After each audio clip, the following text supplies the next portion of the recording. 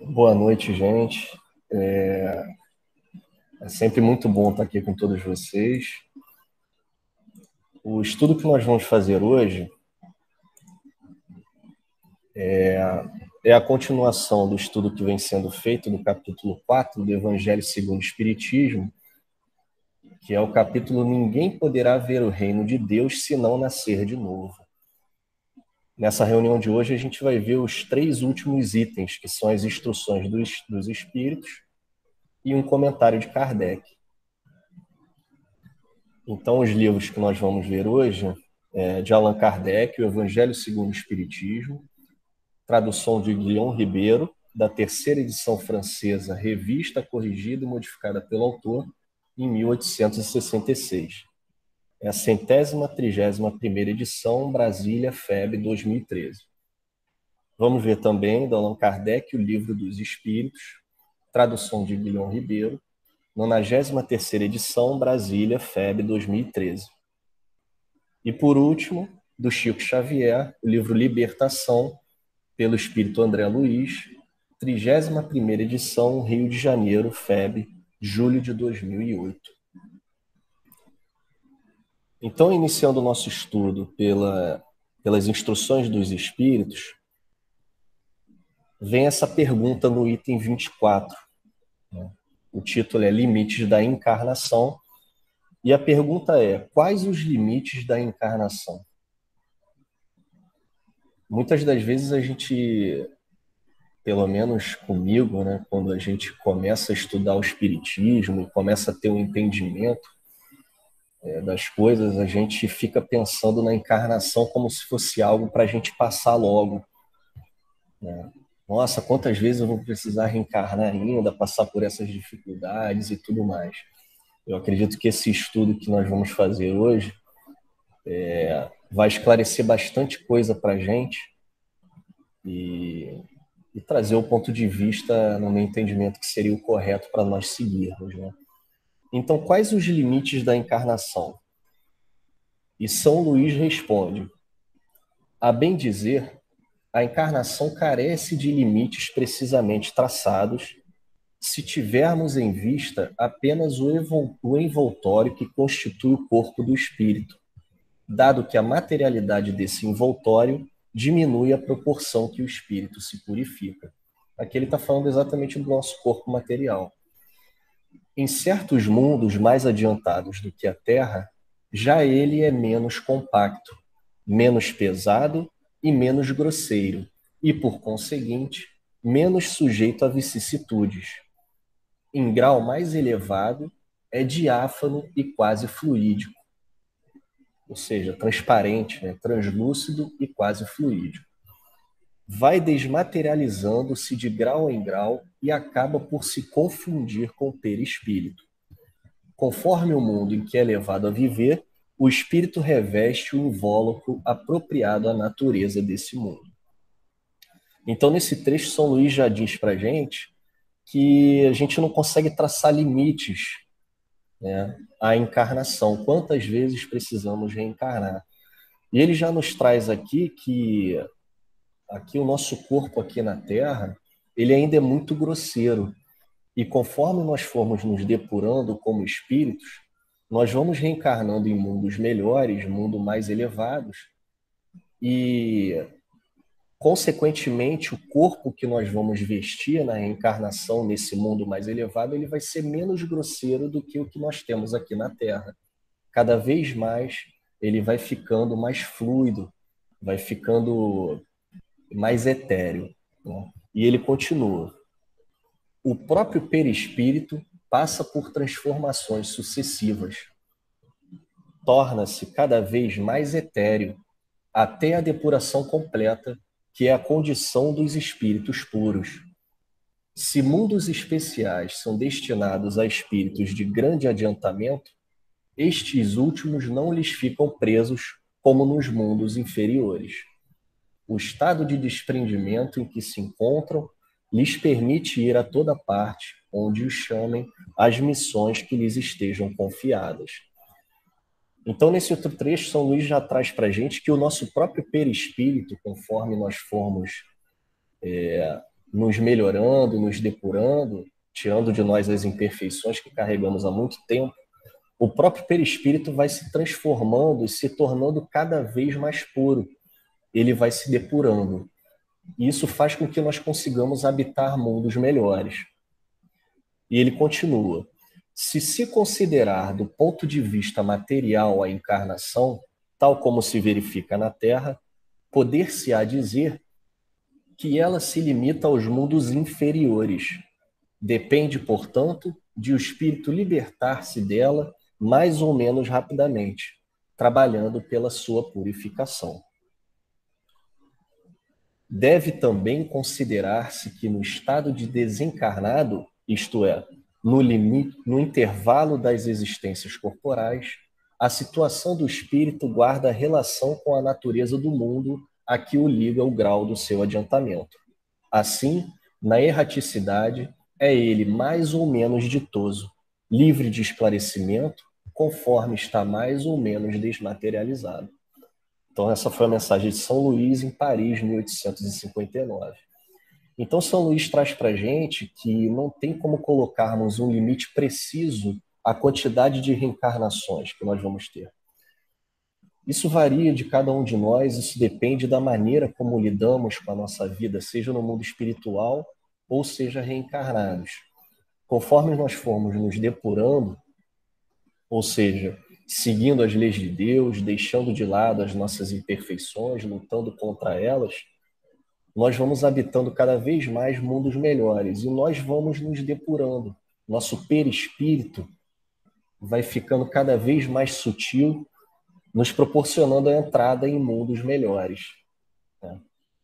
Então, é uma resposta bem interessante e importante para nós quando nós paramos para pensar dessa maneira. Quantas vezes eu vou ter que reencarnar ainda?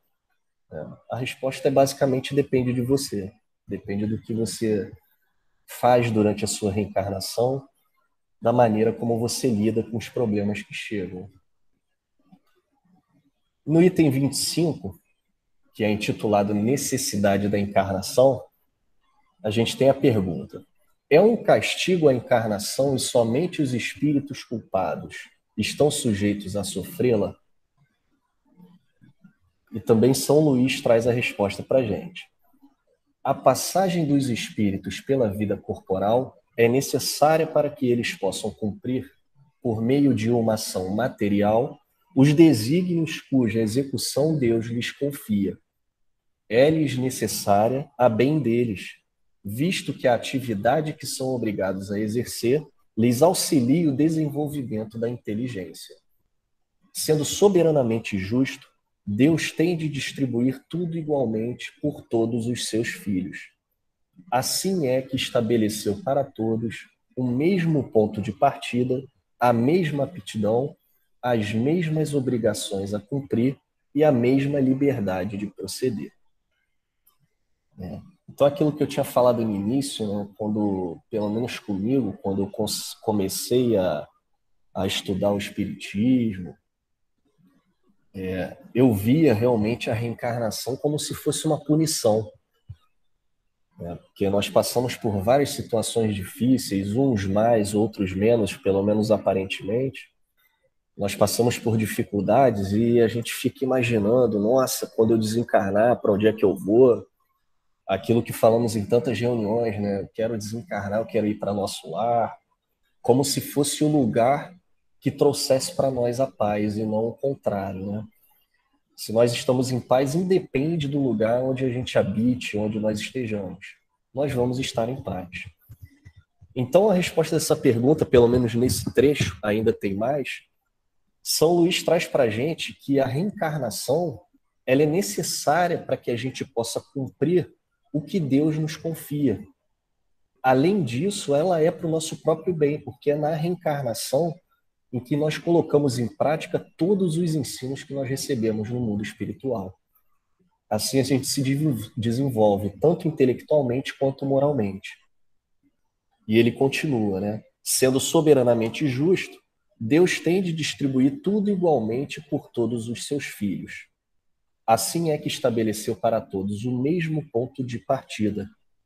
Então, sabemos que todos nós fomos criados espíritos, fomos criados simples e ignorantes, sem inteligência, né? E a partir das reencarnações sucessivas, nós vamos angariando essa inteligência e, posteriormente, a moral, né? E ele continua: qualquer privilégio seria uma preferência, e toda preferência uma injustiça. Mas a encarnação, para todos os espíritos, é apenas um estado transitório. É uma tarefa que Deus lhes impõe, quando iniciam a vida, como primeira experiência do uso que farão do livre-arbítrio. Os que desempenham com zelo essa tarefa transpõem rapidamente e menos penosamente os primeiros graus da iniciação e mais cedo gozam do fruto de seus labores. Os que, ao contrário, usam mal da liberdade que Deus lhes concede, retardam a sua marcha e, tal seja a obstinação que demonstrem, podem prolongar indefinidamente a necessidade da reencarnação. E é quando se torna um castigo. Então, nesse trecho, São Luís traz para a gente que a encarnação, para todos nós, como nós sabemos, é um estado transitório. Somos espíritos imortais. Então, o que são 80, 90, 100 anos que sejam encarnados diante da eternidade, da imortalidade? É um estado transitório. E ele traz para a gente que aqueles que aproveitam esse estado transitório para se melhorarem, para seguir as leis de Deus, para se instruírem, esses passam mais rapidamente por aquelas provas, por aqueles momentos de dificuldade em que eles passam, sejam aqui na Terra ou em qualquer outro mundo. E aqueles que, ao contrário, vão contra as leis de Deus, as leis do progresso, eles retardam a marcha, ou seja, eles são obrigados a passar por essa experiência outras vezes e cada vez de maneira mais dolorosa, mais penosa. No comentário de Kardec, que é o item 26, como sempre, as analogias de Kardec são espetaculares, né? Ele traz uma comparação para a gente que nos faz entender de uma maneira bem clara e simples essa questão da encarnação e da reencarnação, quando a gente enxerga como uma punição ou como provas que devemos passar. Ele traz para a gente: uma comparação vulgar fará se compreenda melhor essa diferença. Ou seja, a diferença daquele que passa bem pelas dificuldades e pela encarnação e aquele que vai contra as leis de Deus. Então ele traz a comparação. O escolar não chega aos estudos superiores da ciência senão depois de haver percorrido a série das classes que até lá o conduzirão. Essas classes, qualquer que seja o trabalho que exijam, são um meio de o estudante alcançar o fim, e não um castigo que se lhe inflige. Então ele já traz aqui que o estudante, para ele chegar aos ensinos superiores, aos conhecimentos superiores da ciência, ele tem que passar por diversas fases, diversas classes, conseguir conhecimento e passar por elas pela maneira correta para conseguir chegar até um ponto mais elevado. E ele traz aqui: se ele é esforçado, abrevia o caminho, no qual, então, menos espinhos encontra. Outro tanto não sucede aquele a quem a negligência e a preguiça obrigam a passar duplamente por certas classes. Não é o trabalho da classe que constitui a punição. Esta se acha na obrigação de recomeçar o mesmo trabalho. Então, de uma maneira bem clara nesse trecho, Kardec traz para nós que, com essa comparação com o estudante, um estudante que se dedica aos estudos que ele tem naquela classe, participa das aulas, não é rebelde, entende o esforço que ele tem que imprimir nas provas que ele tem que passar, ele passa de ano, que a gente diz passa de ano direto. Ele aproveita todos aqueles ensinos que recebe e coloca-os em prática nas provas que o professor aplica para ele. Por outro lado, aquele que não se dedica nos estudos, é rebelde às ordens que são dadas, às disciplinas que precisa seguir, né? Esse repete de ano, ele tem que passar por essas provas novamente. É aí que constitui a punição. Ele tem que repetir aquele mesmo trabalho, e muitas das vezes de uma maneira mais penosa. E Kardec continua: assim acontece com o homem na Terra. Para o espírito do selvagem, que está apenas no início da vida espiritual, a encarnação é um meio de ele desenvolver a sua inteligência. Contudo, para o homem esclarecido, em quem o senso moral se acha largamente desenvolvido e que é obrigado a percorrer de novo as etapas de uma vida corpórea cheia de angústias, quando já poderia ter chegado ao fim, é um castigo, pela necessidade em que se vê de prolongar sua permanência em mundos inferiores e desgraçados. Então ele já traz para nós que nós aqui na Terra, o homem na Terra, enquanto é um espírito selvagem, é um espírito ainda primitivo, ele está no início da vida espiritual, aquelas primeiras encarnações em que a vida dele é praticamente toda material, ele ainda não tem o livre-arbítrio e ele passa pela vida mais para desenvolver a intelectualidade, a inteligência. Ele passa por provas difíceis para ele, através da inteligência, conseguir sobreviver, conseguir angariar comida para subsistência, né? Para esse espírito, a reencarnação ela é justamente o meio dele se desenvolver intelectualmente. Mas para nós, já espíritos esclarecidos, que já temos um certo grau de intelectualidade, e já temos um certo senso de moral, já temos o livre-arbítrio, já entendemos o que é certo e errado e fazemos as nossas escolhas, nós repetirmos as etapas numa vida corporal nossa, numa reencarnação, passar pelas dificuldades que passamos em outras porque não soubemos passar, aí é que a gente fica angustiado. Aí é que é um castigo. Nós repetirmos uma prova porque não soubemos aproveitar, assim como aquele exemplo que Kardec trouxe dos estudantes, que não souberam aproveitar os ensinos e as oportunidades e acabam repetindo de ano. Aí ele continua: aquele que, ao contrário, trabalha ativamente pelo seu progresso moral, além de abreviar o tempo da encarnação material, pode também transpor de uma só vez os degraus intermédios que os separam dos mundos superiores. Então, aquele que aproveita a reencarnação para colocar em prática todos os ensinos que recebeu no mundo espiritual, todos os ensinos que recebe de Jesus, e trabalha ativamente para isso, para colocá-los em prática, para conseguir suprimir as suas más inclinações que traz consigo há muito tempo, para esse, realmente a reencarnação é muito bem aproveitada, porque ele tem um progresso moral, né? Então Kardec diz que além de abreviar o tempo da encarnação material, ele pode também transpor de uma vez só os degraus intermédios que o separam dos mundos superiores. Ele consegue avançar tanto moralmente nessa encarnação em que ele tira esse proveito, que o progresso que ele poderia fazer, por exemplo, aqui na Terra, o progresso moral, ele já fez.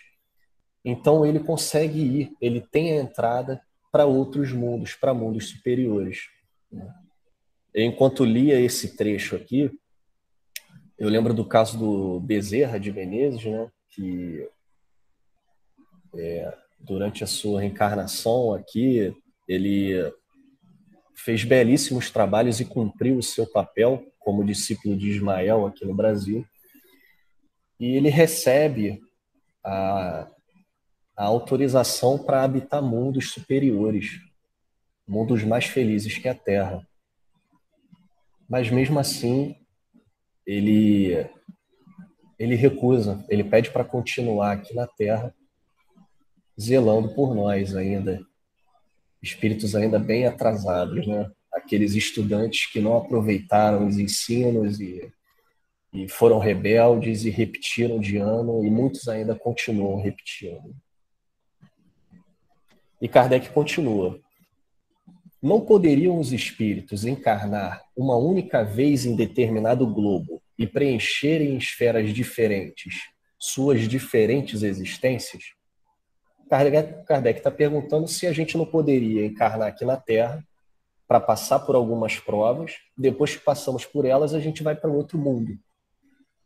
E ele complementa: semelhante modo de ver só seria admissível se na Terra todos os homens estivessem exatamente no mesmo nível intelectual e moral. Ou seja, imaginemos que aqui na Terra fôssemos todos ainda aqueles homens das cavernas. Se nós fizermos o progresso intelectual e moral que a Terra comportasse naquele momento, sem dúvida a gente não ficaria aqui entre os homens das cavernas. Só que não é o caso aqui da Terra. Nós temos homens em diferentes estados de desenvolvimento, tanto moral quanto intelectual. E é o que Kardec explica em seguida. As diferenças que há entre eles, desde o selvagem ao homem civilizado, mostram quais os degraus que tem de subir. A encarnação, aliás, precisa ter um fim útil.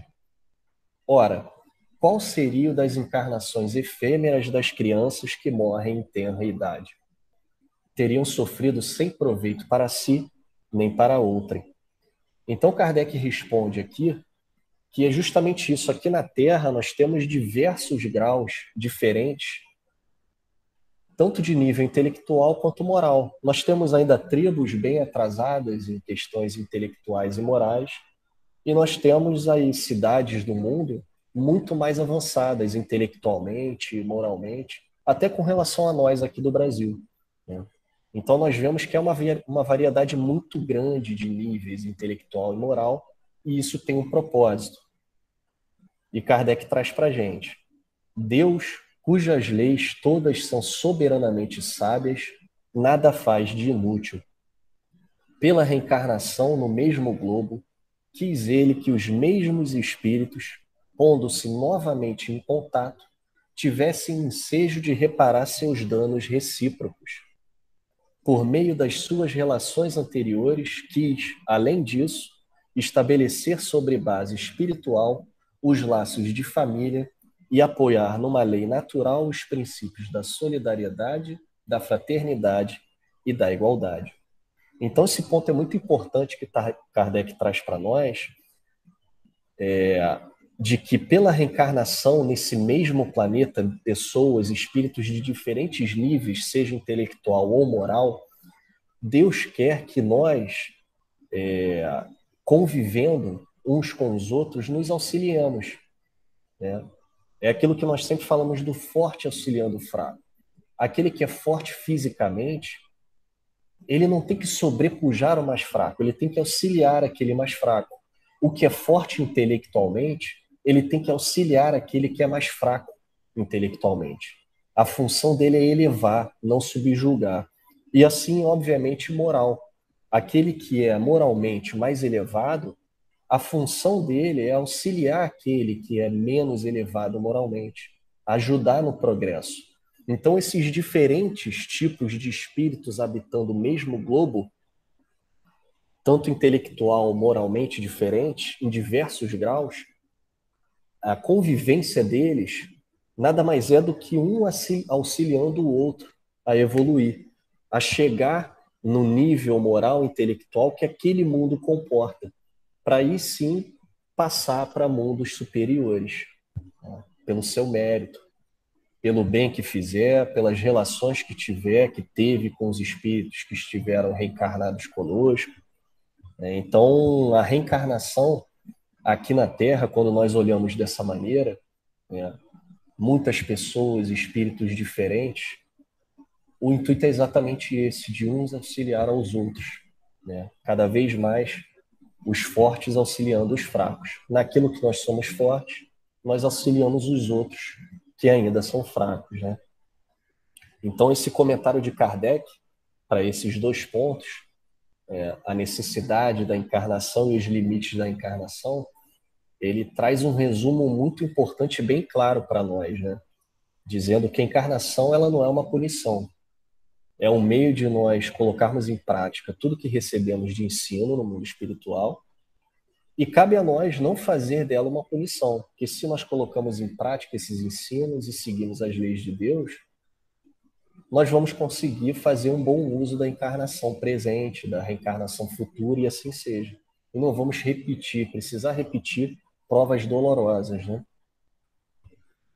Então, para complementar esse estudo desses 3 itens, nós trouxemos essa questão 132 do Livro dos Espíritos, que vem o título de Objetivo da Encarnação.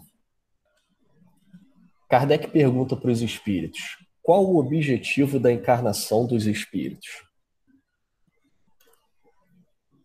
E eles respondem: Deus lhes impõe a encarnação com o fim de fazê-los chegar à perfeição. Para uns é expiação, para outros, missão. Mas para alcançarem essa perfeição, têm que sofrer todas as vicissitudes da existência corporal. Nisso é que está a expiação. Visa ainda outro fim a encarnação, o de pôr o espírito em condições de suportar a parte que lhe toca na obra da criação. Para executá-la é que, em cada mundo, toma o espírito um instrumento de harmonia com a matéria essencial desse mundo, a fim de aí cumprir, daquele ponto de vista, as ordens de Deus. É assim que, concorrendo para a obra geral, ele próprio se adianta. Então, como não seria diferente, né, é perfeita a conexão dessa questão com essas que a gente viu do Evangelho, segundo o Espiritismo. Né? A primeira frase ela já concorda com tudo. Deus impõe a encarnação para nós, espíritos, para que a gente chegue à perfeição. Para uns é expiação, ou seja, resgatar erros, falhas que cometeu no passado. Para outros é missão. Mas para alcançar essa perfeição tem que sofrer todas as vicissitudes da existência corporal. Nisso é que está a expiação. Quando nós paramos para perceber a encarnação, a reencarnação, é impossível nós concebermos a justiça de Deus se nós não pensarmos na reencarnação. Como haveria justiça em nós vermos uma criança que nasce com deformidades? Uma criança que desencarna em tenra idade? Os pais que perdem filho, quando pela lei natural nós entendemos que os filhos deveriam enterrar os pais. Então a reencarnação nos traz essa possibilidade de entender a perfeita justiça de Deus, em que através da expiação nós somos punidos, nós na verdade resgatamos exatamente aqueles erros que cometemos no passado. É mais uma oportunidade que Deus nos dá de conseguirmos, resgatando esses erros, repará-los, né? E daí para frente continuarmos a nossa caminhada. Então, é realmente impossível para nós conceber a justiça de Deus perfeita, infinita, sem a reencarnação. Se a justiça de Deus é infinita, ela não pode ter um grão de injustiça. Então a gente percebe que através da reencarnação, toda essa justiça vem sobre nós. Além de ser, em muitos estudos que nós fazemos, um entendimento justamente do perdão de Deus conosco, que é nos trazer a oportunidade de repararmos aquelas faltas que cometemos no passado. Deus não nos perdoa apagando a nossa falta, a nossa própria consciência nos impede disso. Não há nada mais satisfatório do que nós estarmos quites com a nossa consciência, que é onde estão escritas as leis de Deus. Então, quando Deus nos concede a oportunidade de reencarnarmos e passarmos por dificuldades onde vamos resgatar aqueles erros que cometemos no passado, a gente tem que agradecer muito essa oportunidade, porque é justamente o perdão que Deus nos deu e que, né, o mérito é todo nosso de conseguirmos reparar esses erros, né? E nesse segundo trecho da resposta dos espíritos, né, visa ainda outro fim à encarnação, o de pôr o espírito em condições de suportar a parte que lhe toca na obra da criação. Então a gente sabe que durante as encarnações, as diversas reencarnações que tivemos e ainda vamos ter, nós colocamos em prática todos aqueles ensinos que recebemos no mundo dos espíritos. Nós somos preparados, somos muito amparados enquanto desencarnados e reencarnados também. Então, colocando em prática, através das dificuldades que nós vamos passar nas reencarnações, nós vamos conseguir fixar esses ensinos em nós e fazer realmente o progresso, tanto intelectual quanto moral. Assim, cada vez mais nós evoluindo como espíritos, a gente vai conseguir cumprir as leis de Deus e cumprir os desígnios que Deus nos traz, o que Deus espera de nós. E os espíritos continuam, para executá-la, é que em cada mundo, ou seja, para executar a obra da criação, o que Deus quer de nós, para executá-la é que em cada mundo toma o espírito um instrumento de harmonia com a matéria essencial desse mundo, a fim de aí cumprir daquele ponto de vista as ordens de Deus. É assim que, concorrendo para a obra geral, ele próprio se adianta. Mais um trecho aí que nós vemos a concordância com aquele comentário de Kardec, né, que é justamente colocando em relação no mundo, ao mesmo tempo, espíritos desencarnados em diversos níveis diferentes, auxiliando uns aos outros, tanto no progresso intelectual quanto no progresso moral, né? E tem um pequeno comentário de Kardec dessa questão. A ação dos seres corpóreos é necessária à marcha do universo. Deus, porém, na sua sabedoria, quis que nessa mesma ação eles encontrassem um meio de progredir e de se aproximar dele. Deste modo, por uma admirável lei da providência, tudo se encadeia, tudo é solidário na natureza. Então é mais um resumo do Kardec, trazendo para nós que as nossas ações enquanto reencarnados, ela é necessária para o progresso do próprio universo, né? E ele continua aqui, Deus na sua sabedoria quis que nessa mesma ação encontrassem um meio de progredir e de se aproximar dele. Então, através das ações que nós fazemos aqui enquanto encarnados, se boas ações, se bem aproveitada a reencarnação, nós nos aproximamos de Deus. Nós progredimos e ajudamos no progresso geral do universo, né? Muito interessante esse comentário de Kardec. Então, eu trouxe para esse estudo, nós vimos aí os limites da encarnação, a necessidade da encarnação, né? Entendendo que a encarnação é necessária para o nosso progresso, através dela que nós progredimos tanto intelectual quanto moralmente, é através dela que nós ajudamos o mundo a evoluir. Se fizermos um bom uso, nós vamos progredindo e, em consequência, habitando mundos mais felizes. Se formos rebeldes às leis de Deus e não aproveitarmos a reencarnação, nós vamos ficando estacionados e tendo que repetir aquelas provas, ficando cada vez mais difíceis para nós.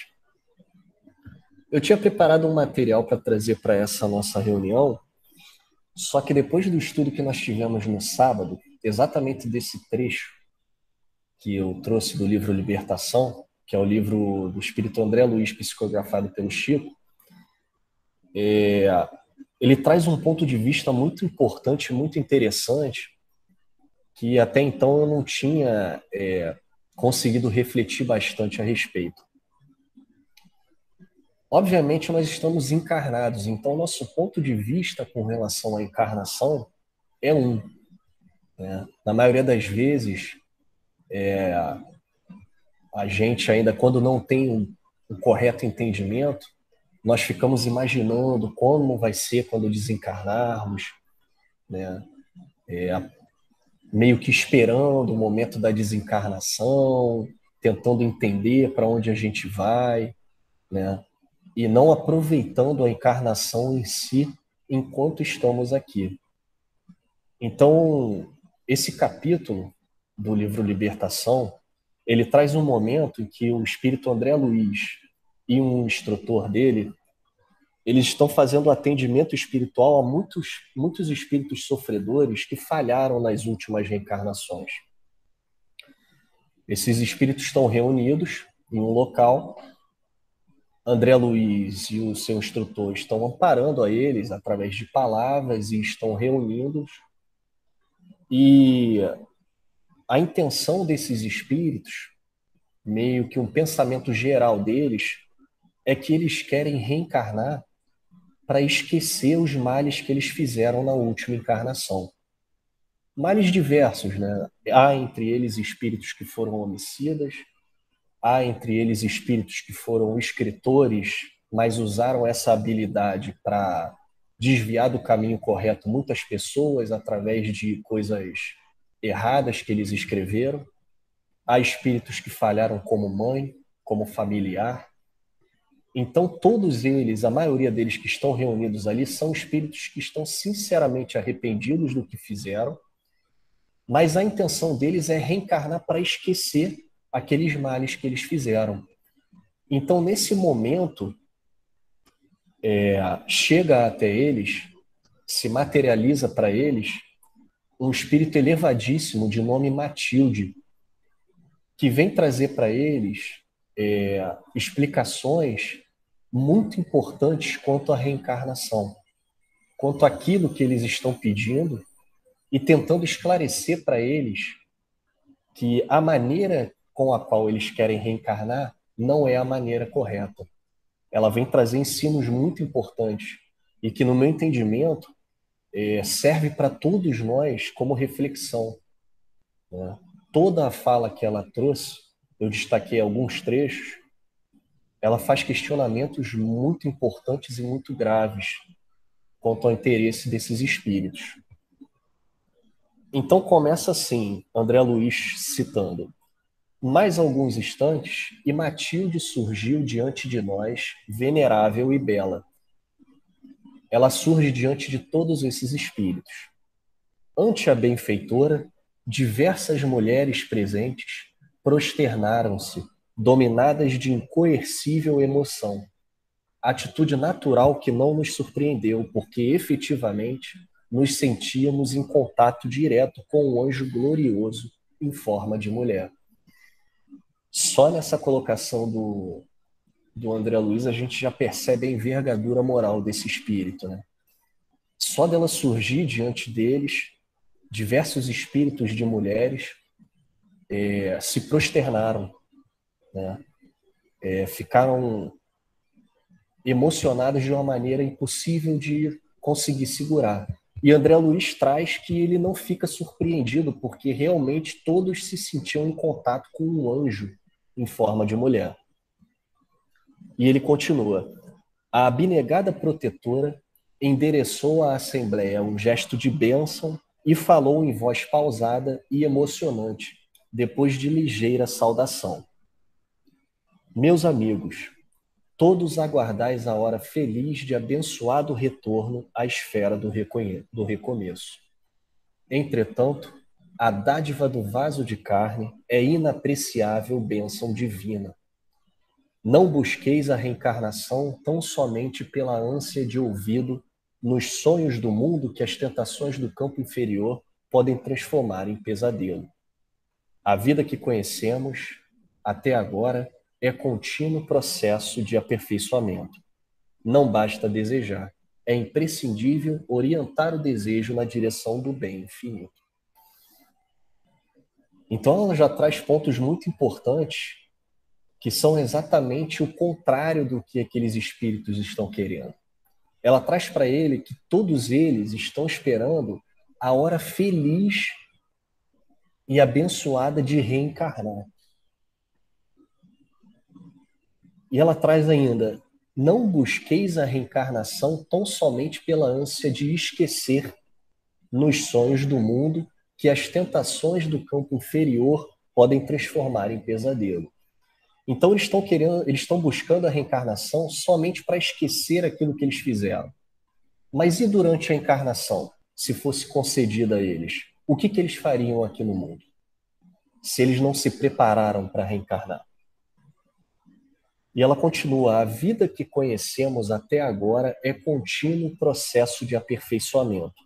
Não basta desejar, é imprescindível orientar o desejo na direção do bem infinito.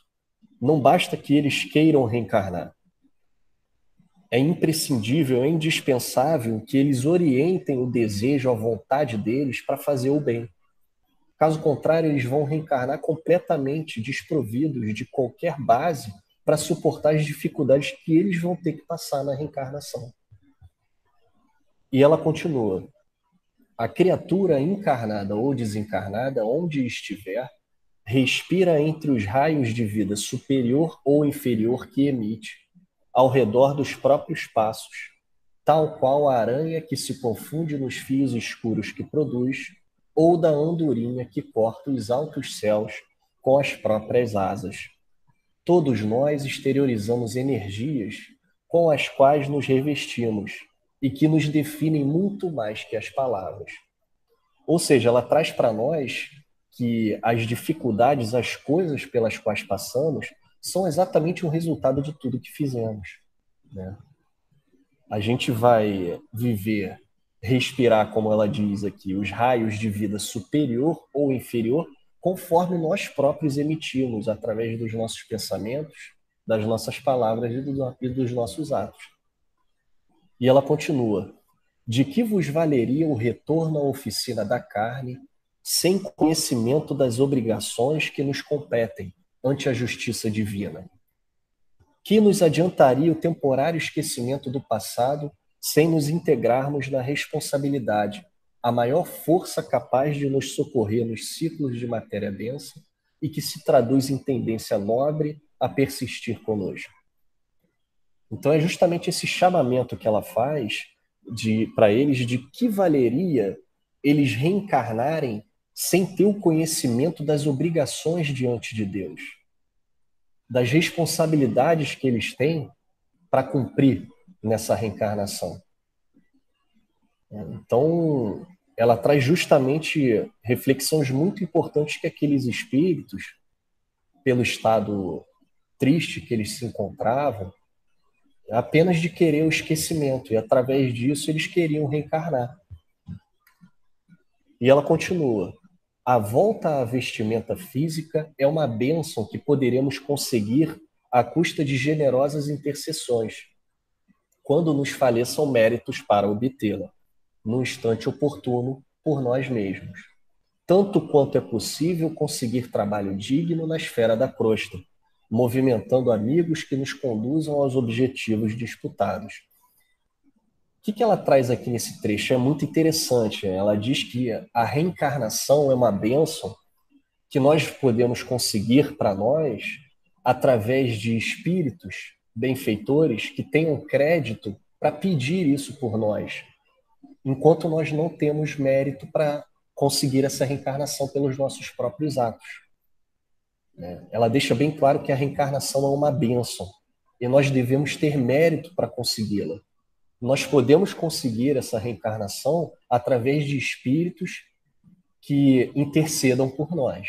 Do mesmo jeito em que nós conseguimos empregos, trabalhos aqui no mundo material, através de indicação de familiares, de amigos nossos, não por nosso mérito.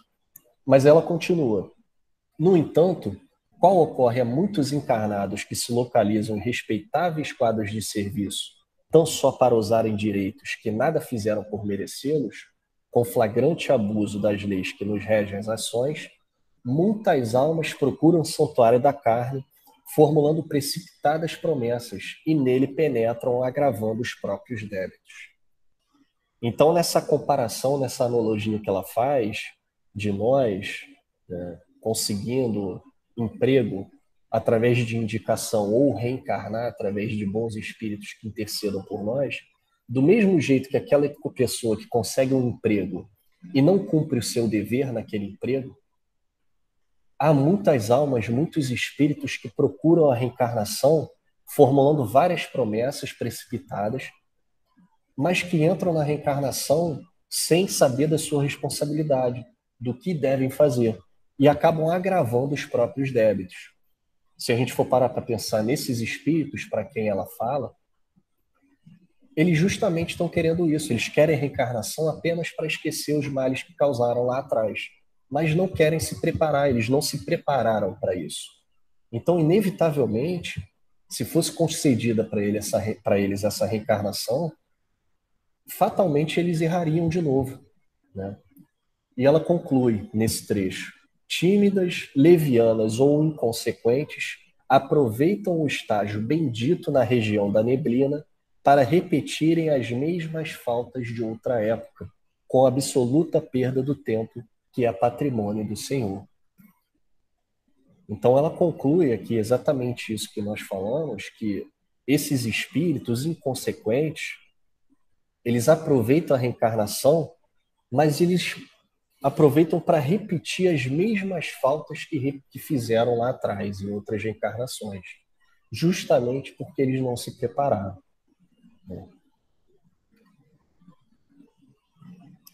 Então, nesse momento, dentro de breve intervalo, que imprimiu a locução edificante e piedosa, Matilde estendeu-nos as mãos, que despediam raios de intensa luz, e exclamou maternal: rogais o regresso à sombra protetora da carne, no propósito de desfazer os sinais desagradáveis que vos marcam a veste espiritual. Contudo, já armazenastes suficiente força para esquecer os males que vos foram causados na crosta da terra? Já reconheceis os vossos erros a ponto de aceitar a necessária retificação? Fortalecestes o ânimo a fim de examinar as necessidades que vos são peculiares, sem aflições alucinatórias? Aprendestes a servir com o Cordeiro Divino até ao sacrifício pessoal na cruz da incompreensão humana, anulando na própria alma as zonas viciadas de sintonia com os poderes das trevas? Então, olha os questionamentos graves e muito importantes que ela traz para esses espíritos refletirem. E eu acho esses pontos muito importantes para nós mesmos refletirem já encarnados. Ela traz: já armazenastes suficiente força para esquecer os males que vos foram causados na crosta da terra? Ou seja, vocês, nós, enquanto pedindo a reencarnação, nós já pensamos se, através dos nossos esforços, conseguimos a força para passar pelas dificuldades e para esquecer os males que nos causaram lá atrás, que nós causamos a outro lá atrás, sabendo que muitas das vezes vamos reencarnar com aqueles aos quais nós causamos o mal, nos causaram o mal, justamente para reparar. Ela pergunta: reconheceis os vossos erros a ponto de aceitar a necessária retificação? Ou seja, temos um entendimento de onde erramos e nos preparamos para sermos resignados e sofrer as consequências daqueles nossos atos? Temos a força necessária para reparar aqueles males que cometemos lá atrás? Fortalecestes o ânimo a fim de examinar as necessidades que vos são peculiares sem aflições alucinatórias? Aprendestes a servir com o Cordeiro Divino até o sacrifício pessoal na cruz da incompreensão humana, anulando na própria alma as zonas viciadas de sintonia com os poderes das trevas? Já absorvemos os ensinos de Jesus e estamos dispostos a colocá-los em prática? Estamos dispostos a, cada vez mais, nos esforçar para diminuir as nossas más inclinações que carregamos há muito tempo?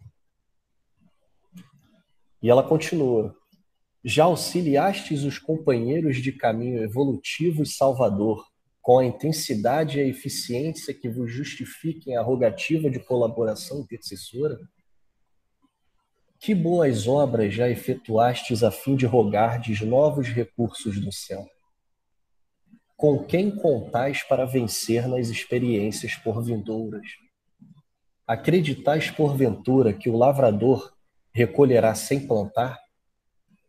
Armazenastes bastante serenidade e entendimento no coração de modo a não vos intoxicardes amanhã, no plano físico, sob o bombardeio sutil dos raios pardos da cólera, da inveja ou do ciúme nefasto? Permaneceis convencidos de que ninguém se aquecerá ao sol divino sem abrir o próprio coração às correntes da luz eterna? Ignorais acaso que é preciso igualmente trabalhar para que se mereça a bênção de um tempo carnal na terra?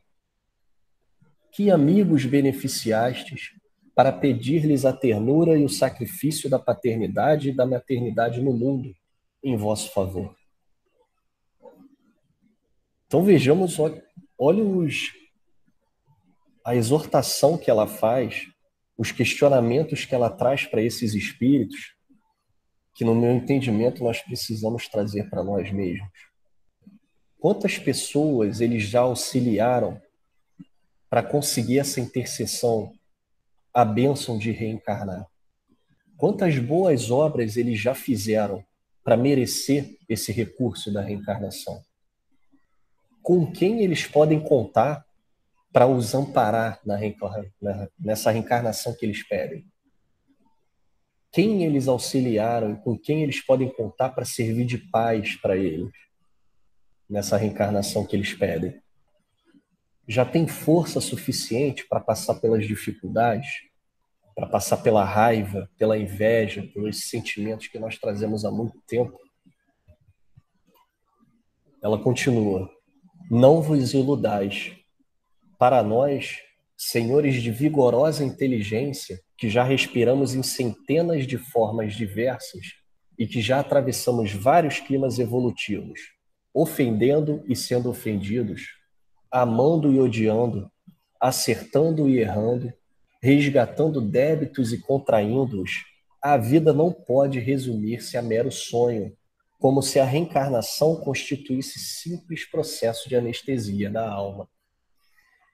Então, muito interessante esse ponto que ela traz, né? Que nós que já temos bastante inteligência, já temos o discernimento do que é certo e errado, que já reencarnamos em diversas formas diferentes, ela traz que nós já erramos e acertamos várias vezes, ofendemos e fomos ofendidos, resgatamos débitos e contraímos outros. Ou seja, ficamos estacionados. Para nós, a gente deve entender que a reencarnação ela se resume apenas a anestesiar nossa alma, a esquecer os males que fizemos. É indispensável, pois, que nos refaçamos, aprimorando o tom vibratório de nossa consciência, alargando-a para o bem supremo e iluminando-a à claridade renovadora do Divino Mestre. Ou seja, é indispensável que nós nos regeneremos seguindo os ensinos de Jesus. A mente humana, honrando os patrimônios celestiais que lhe foram conferidos, não poderá vegetar à feição do arbusto enfezado que nada produz de útil na economia do orbe, nem deve imitar o irracional que se localiza na retaguarda da inteligência incompleta. É interessante essa parte que ela traz exatamente que a nossa reencarnação ela não deve ser para ficarmos estacionados.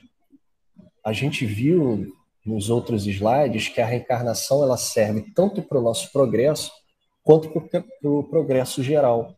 Se nós reencarnamos e ficamos estacionados, consequentemente, nós não auxiliamos no progresso geral. Então, a nossa reencarnação ela não deve ser esse estado de vegetar, de vir para cá e nada fazer, nada progredir. E ela conclui: uma existência entre os homens, por mais humilde, para nós outros é acontecimento importante demais para que o apreciemos sem maior consideração. Todavia, sem abraçar a noção de responsabilidade individual, que nos deve marcar o esforço de santificação, qualquer empresa dessa ordem é arriscada, porque em nosso aprendizado intensivo, na recapitulação, cada espírito segue sozinho no círculo dos próprios pensamentos, sem que os companheiros de jornada, com raríssimas exceções, lhe conheçam as esperanças mais nobres e lhe partirem as aspirações dignificadoras. Cada criatura encarnada permanece só, no reino de si mesma, e faz-se indispensável muita fé e suficiente coragem para si mesmo. Perdão. No reino de si mesma, e faz-se indispensável muita fé e suficiente coragem para marcharmos vitoriosamente, sob o invisível madeiro redentor que nos aperfeiçoa a vida até o calvário da suprema ressurreição. Então, nesse ponto, ela traz que a reencarnação, por mais humilde que ela seja, por mais simples, ela é extremamente importante para todos os espíritos que trabalharam e trabalham por ela. Que se nós não abraçarmos a responsabilidade da encarnação,